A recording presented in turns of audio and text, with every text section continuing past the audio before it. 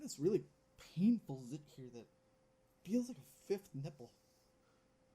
I mean, hello! I'm Elliot, the purple-haired doofus, and I have the normal amount of nipples for a human, which is 2? Yes, 2! Ha! Ha! Woo! And I shaved. Do you like it? No? Well, it's too bad. I can't go back. I can't grow it back in a second. I'm sorry. I'm so sorry. Take me back. Anyways, we're here to talk about Ready Player One by Ernest Cline.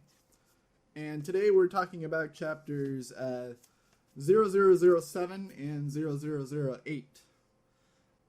Can I just say that I'm so happy? So very, very happy. Because you know what finally happened? Plot! Plot finally happened. Yes! I was a little worried there, okay? Because it starts with Wade in class, and he's just learning Latin. He's bored in class, and he's starting to read. And it starts talking for like 3 pages about 80s and 90s nostalgia stuff. Why? And I'm just getting so worried that this chapter is going to be another chapter full of exposition. But it wasn't. Things actually happened. Oh, glorious, glorious plot. Never leave me. He was reading in class. Like he wasn't supposed to, because he was reading stuff that he wasn't supposed to be reading. And I kind of have a story about that. I remember in high school when I was supposed to be reading the Odyssey with the rest of the class, as they were reading it out loud. Me being the dork that I was reading, I think it was Big Trouble by Dave Barry? Or it was another book by Dave Barry at the time. It was most likely Big Trouble, because I remember reading his second book in the military. But I was reading it, and it got to a funny part. When everyone was crying over the death of one of the characters in the Odyssey, I was laughing my butt off. And my teacher kind of gave me a dirty look, and it wasn't good. So, what are you gonna do? Anyways, he's reading through all of this stuff, and he talks about finding his first big clue, which was a series of notches in Anorak's almanac that underlined certain letters. And at first he thought it was just in his printed version of the book. And then he went into the digital file and found the same notches. And it actually came up with a poem, which many people call the limerick. Let me see if I can find it real quick for you. The copper key awaits explorers in a tomb filled with horrors. But you have much to learn if you hope to earn a place among the high scorers. So he starts thinking about that while in Latin class. He begins to decipher it. It mentions a place to learn. And I'm thinking, duh, you're in school. That is a place to learn. That is where it is hidden. It is going to be somewhere around a school. It didn't take him until chapter 8 to figure it out. And then it was just kind of a giant light bulb over his head. And I was like, called it! Because I was right. The Tomb of Horrors, which is where the copper key was hidden, was actually on the planet where they house all the schools for the Oasis. And I was like, haha! You are right there, Wade. You go get that copper key. It talks about how he was sitting in class when he finally realized this, and he was like getting antsy. So he was like trying to move, but the computer program wouldn't let him. He was trying to say shit, but the computer program wouldn't let him. And it just kept on giving him warnings, like, you must be seated in class. You must not talk like that in class. He's just like, I have to leave. I have to go. Shit. And it wouldn't let him.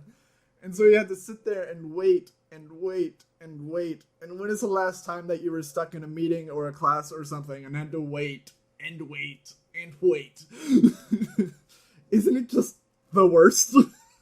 Don't you just hate that. After he finally gets out of class, figures he has to find a way to get to this Tomb of Horrors because it's all the way on the other side of the planet. It could take him 3 days to do it by running full speed, or it could take him mere moments if he were to teleport, but he doesn't have the cash to teleport, and he doesn't want to ask his friend H for help because he's never asked his friend H for help, and he's afraid that his friend H will get suspicious. So he comes up with this brilliant plan, which is to sign up to be one of the audience members at a sporting event at the school nearest where he believes the Tomb of Horrors to be. He gets into this teleportation device that's kind of like the TARDIS from Doctor Who, which was awesome.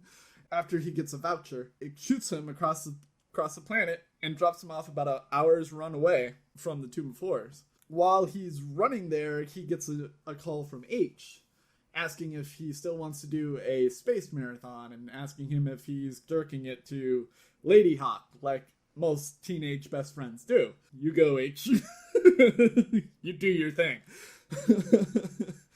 He's also talking about being terrified of the monsters that he might find in the Tomb of Horrors because any one of them could kill him. But he's got so many things that are on his side, like the fact that he's only level 3 right now, so even if he were killed by one of the monsters, he can come back as a different avatar, and it really wouldn't do that much damage to him, where if he were one of the other higher level Gunters and got in there and got killed, it would do a lot of damage to him and he would lose a lot. He has a lot going for him when he goes in. Even though he's terrified that these creatures will kill him on the spot, he's got the maps that Halliday had drawn from the original Dungeons & Dragons book, all sorts of clues that Halliday left behind about the Tomb of Horrors and the Dungeons & Dragons book, so he's got everything on his side right now. The chapter ends with him finally opening the mouth to the Tomb of Horrors. It cuts you off right as he's going in, kind of teases you,